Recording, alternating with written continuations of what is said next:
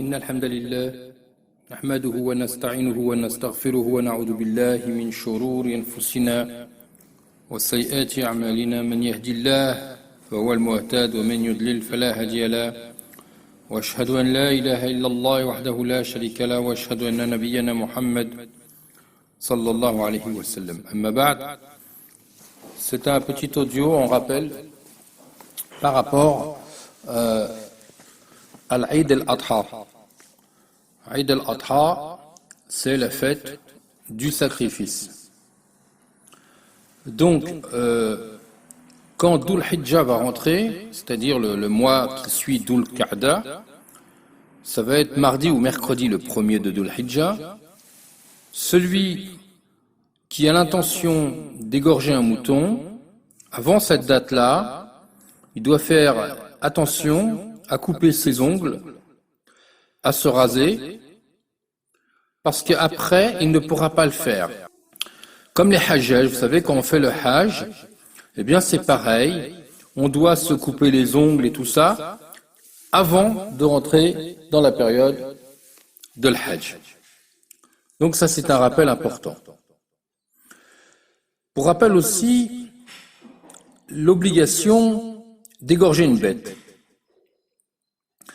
Aïd al-Adha, ça porte son nom. C'est un sacrifice. Et ce sacrifice, peu importe ce qu'on en pense, eh bien le sang de la bête doit couler. Ce n'est pas un choix de faire ou de pas faire couler le sang. Non. Allah Azza wa Jal, il te dit dans la sourate Inna a'tainaka al-kawthar, A'udhu billahi minash shaitanir rajim, Inna a'tainaka al-kawthar fasalli li rabbika wanhar. Prie et sacrifie. Et ce n'est pas le seul endroit dans le Coran Karim où Allah Ta'ala dit sacrifie. Il faut sacrifier. Quand tu dis dans l'islam il y a 5 piliers, la shahada, le hajj, le ramadan, la zakat, eh bien il faut savoir que c'est un dogme, c'est une obligation, tu n'as pas le choix. Quand Allah te dit kutiba alaykumus siyam, tu n'as pas le choix, tu dois faire le siyam. Kutiba alaykumul hajj, tu dois faire le hajj. Et quand Allah dans le Coran il te dit wanhar, c'est pareil, il te dit et sacrifie. Il te dit pas et si tu veux tu sacrifies, si tu peux tu sacrifies. Non, tu dois sacrifier. Il y a que par exemple une femme célibataire ou veuve qui ne peut pas tuer un mouton, à elle on va dire non, tu ne sacrifies pas. Quelqu'un qui n'a pas d'argent, non, tu ne sacrifies pas. Donc, l'obligation de sacrifier une bête, elle est claire. On ne peut pas se dissimuler en disant, eh bien, je vais donner de l'argent à des pauvres. Non, rien ne t'empêche de donner de l'argent à des pauvres. Tu peux donner de l'argent à des pauvres, mais tu fais quand même ton sacrifice. Parce que c'est autre chose, ça n'a rien à voir, il ne faut pas mélanger. Ah, je veux donner le montant du mouton ou du bœuf ou de quelque chose, parce que les gens, c'est ce qu'ils ont besoin. Allah Azza wa Jal, il sait très bien ce dont les gens ont besoin, mais il te demande de faire un sacrifice. Ça n'a rien à voir. C'est dans ta pratique religieuse, c'est dans le dogme que tu suis. Tu dois sacrifier. C'est pas quelque chose que tu choisis de faire ou de ne pas faire, où tu trouves un échange. À cela, tu ne peux pas. Tu dois faire ce qui a été demandé. Mohammed sallallahu alayhi wa sallam, à l'époque où il était al-Madina, il y avait des pauvres et il n'a pas donné d'argent. Il y avait des pauvres partout, mais il a sacrifié. Après, tu peux donner ta viande. Tu peux la donner, ta viande. Si tu veux pas la manger, tu la donnes. Si vous voulez, on peut aussi comparer avec Zakat al-Fitr, c'est la zakat qu'on donne à la fin du jeûne du Ramadan. Eh bien, c'est pareil. Mohammed sallallahu alayhi wa sallam, à l'époque où il a payé la Zakat al-Fitr, il n'a pas payé en argent, il a payé en produits secs qu'ils étaient donnés. Donc, il faut appliquer. Si tout le monde dirait, bah non, on va donner de l'argent pour que les gens payent leurs factures d'électricité, on va donner de l'argent pour que les gens puissent s'habiller, eh bien, un jour viendra, on dira, bah je vais pas au Hajj. Le Hajj, ça coûte 10 000 euros, peut-être qu'il sera à 10 000 euros. Je vais donner ces 10 000 euros à des pauvres. Et le Hajj, tu le fais pas alors sur le coup. C'est le dogme. On ne peut pas passer outre.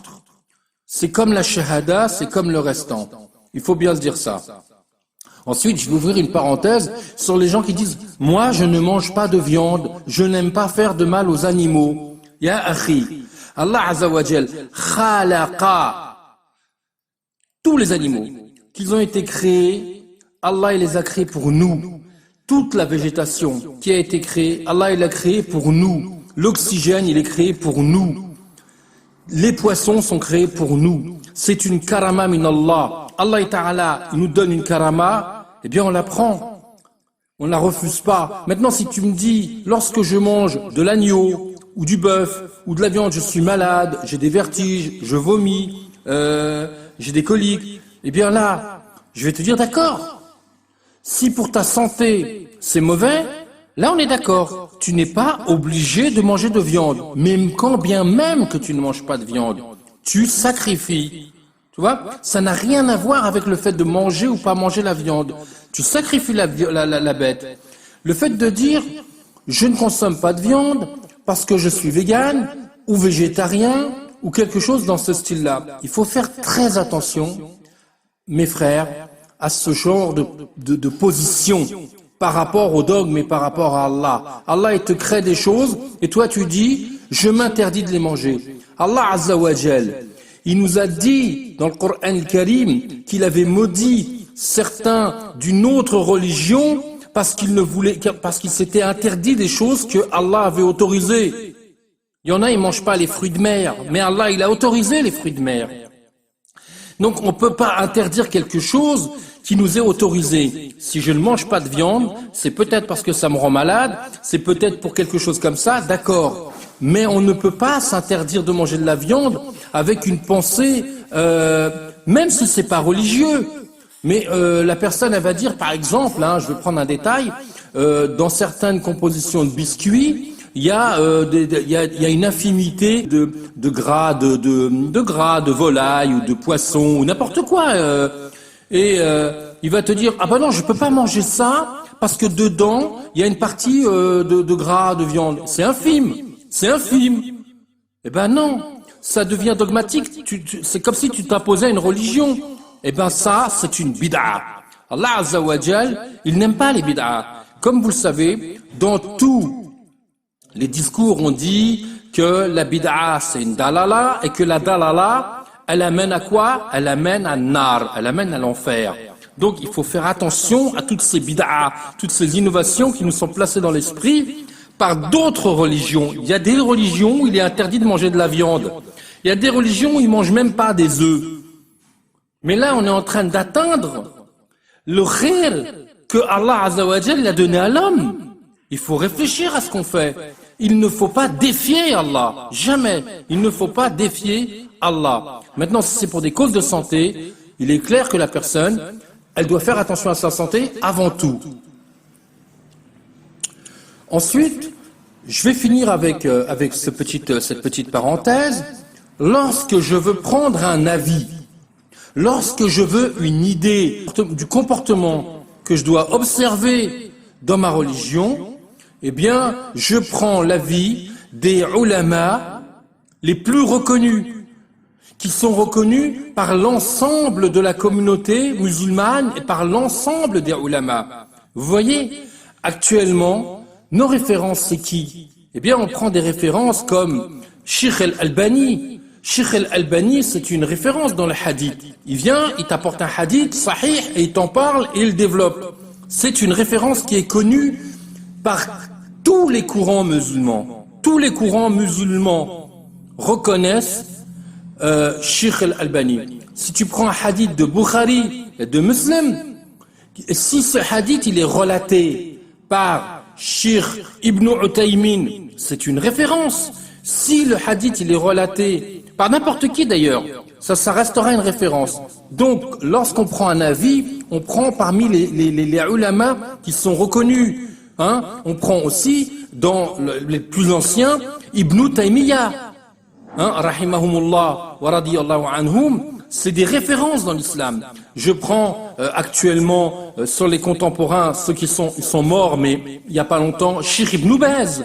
Vous voyez, je prends des références solides pour avoir un comportement religieux sûr et ne pas m'égarer dans la bid'a. Vous savez, Sidna Nuh, lorsqu'il a été obligé de fabriquer ce bateau, c'est parce que Shaitan, peu par peu, il a apporté des innovations au point que les gens, ils ont adoré des statues. Ça commence par un détail, mais ça finit par du shirk. Et la bid'a, ça amène toujours à des comportements qui n'ont rien à voir avec la sunna de Mohammed sallallahu alayhi wa sallam. Donc, je choisis mes références parmi les ulama connus et reconnus. Si je ne les connais pas, je me renseigne auprès des imams, auprès des gens que je connais, qui font des recherches, qui lisent les livres, qui recherchent toujours la vérité et qui ont peur de la bid'a, qu'ils ont peur de l'égarement, eh bien, je les écoute. Et il y en a parmi eux. Ils vont être de courants différents, mais les grandes références de la science religieuse, ils la reconnaissent tous, ils sont unanimes. Voilà. Donc, je souhaite à tout le monde un très bon Eid, dans les meilleures des conditions. Et faites tout ce que vous pouvez pour honorer le sacrifice de Sidna Ibrahim. Sidna Ibrahim, je vous rappelle que c'était son fils qu'il devait égorger. Allah Azza wa Jal, dans sa rahma, il lui a donné un bélier pour ne pas égorger son fils. Si on devrait égorger un enfant à chaque fois, l'humanité ne serait pas ce qu'elle est. Et la religion ne serait pas aussi intelligente qu'elle ne l'est. Donc, Mohammed sallallahu alayhi wa sallam, il a imité Sidna Ibrahim alayhi salam. Nous imitons Mohammed et Sidna Ibrahim, sans distinction. Et on n'abandonne pas les choses qui nous ont été ordonnées par Allah. Sinon, la religion, elle ne serait jamais arrivée à 14 siècles avec des gens qui pratiquent encore le Eid al-Adha, le Eid al-Fitr, le Hajj. Donc, c'est comme une amana. La religion, c'est quelque chose qui nous est confié à chaque musulman. Et on doit la maintenir dans son exactitude le plus longtemps possible. Parce qu'elle est en danger à tout instant, tout simplement parce que Shaitan a promis à Allah qu'il serait toujours devant, derrière, à côté des gens pour les perturber. Et les seuls qui n'arrivera pas à perturber, ce sont les mouminin, les musulmans sincères. Eux ne seront pas perturbés par Shaitan. Wa'udhu billahi minash shaitan rajim.